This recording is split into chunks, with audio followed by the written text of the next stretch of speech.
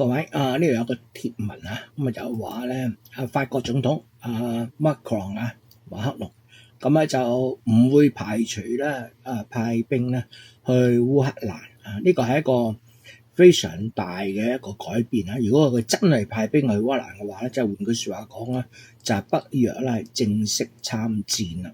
所以我相信呢個就吹牛多過事實啦。不過佢就話咧，佢唔會咧排除呢個可能性。咁有人係咁樣分析，就話而家咧北約根本而家就輸緊。咁因為輸緊啦，所以一定咧需要同俄羅斯要談判啦。咁但係咧又唔想落面唔想落面又要談判，咁點咧咁樣？咁喺而家咧最後幾分鐘咧就吹大佢咯然之後就希望咧就係向俄羅斯施加非常大嘅壓力，咁等俄羅斯好乖乖地坐低談判，你唔好要咁多嘢啊！但係咧呢個樓主指出啦，咁你唔好當普京係細路仔先得㗎。嗱咁俄羅斯嘅呢次特別喺軍事行動嘅目的，由頭到尾都冇變過，就呢度列咗出嚟係3樣啊。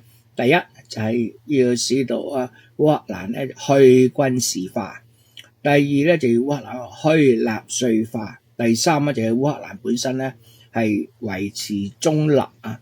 咁而家咧就西方國家，尤其歐洲呢邊啦，嗰啲歐盟嗰啲領導就喺度吹牛。咁呢度就提到呢啲領導好多人都有吸毒嘅。咁嘅話，而家你咁吹牛冇用啦。你不如聽聽普京係點講啦。做一個成年人啦，唔好咁細路啦。咁要承認啦，而家你輸噶啦。咁就普京可能要諗辦法咧，唔好咧將佢哋落面得太緊要。嗱，呢度有一大紮嘅圖片，咁呢個就非常使人可疑啦。點解佢成日都要咁樣遮住個鼻咧？呢度1、2、3、4四個就似乎就係4個唔同嘅角度咧，應該咁4個唔同角度，咁就着咗唔同嘅衫，咁即係唔係同一時間啦，咁樣嘅會唔會係真係好似呢個樓主所講有毒品可能性咧？咁樣唔知啊。咁就呢度亦都有人話咧，佢哋啲西方啲歐盟國家唔去解決自己嘅問題，喺度撩事鬥非搞共啊。咁跟住落嚟咧，有人就接咗一篇嘅一個視頻喺度，呢個視頻我暫停一停先啦，我講個視頻講乜先啦。而家咧終於咧就北約承認啦，咁今次呢個特別軍事行動咧就係因為咧北約嘅擴張，咁但係咧就大家要回顧翻咧，佢哋一路講緊咧都唔係因為北約擴張嘅，所以呢條片咧我會將分開2段同大家播。咁先播就第一部分先，咁就係咧呢好多嘅政客們咧就話自己咧唔關事唔係因為北約，唔係因為北約。咁跟住咧我哋會播埋後尾呢第2段啦。President Putin actually sent a draft treaty that he wanted NATO to sign to promise no more NATO enlargement. That was what he sent us. And that was a precondition for not invade Ukraine. Of course, we didn't sign that.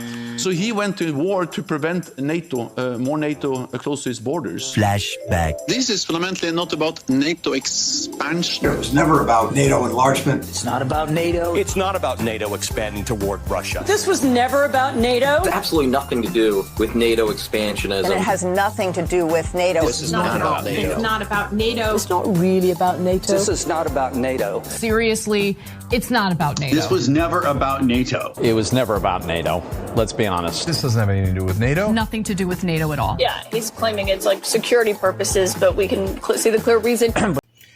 跟住佢哋就改口啦，就話咧北約擴張係因為要擴大民主咁就要將烏克蘭納入埋民主嘅國家行列咁樣咁大家聽下點講啦。咁當然我哋知道呢啲又係喺度扯談嘅啫But NATO is not the reason. This is not about NATO expansion.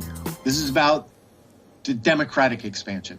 Ukraine bans religious organizations. We are protecting democracy right now. Ukraine is banning political parties. Because it's a democracy. Ukraine restricts books and music. It's about democracy. Ukraine won't hold elections. It's about democracy. And it's not about NATO expansion. This war in Ukraine is not about NATO. It's not about NATO. That's not about NATO. It has nothing to do with NATO. Nothing to do with NATO expansion. It's not about NATO expansion. Nothing to do with NATO. It isn't really about NATO. It's not about NATO. It's not about NATO enlargement. In fact, it has nothing to do with NATO. It's not about NATO encroaching. It was not about NATO. NATO is just a fictitious, imaginary adversary for Mr. Putin and for Russia. It was never about NATO. That's not what it's been about. It's been about him trying to expand his sphere of influence. Hang on, I mean, the two are not mutually exclusive.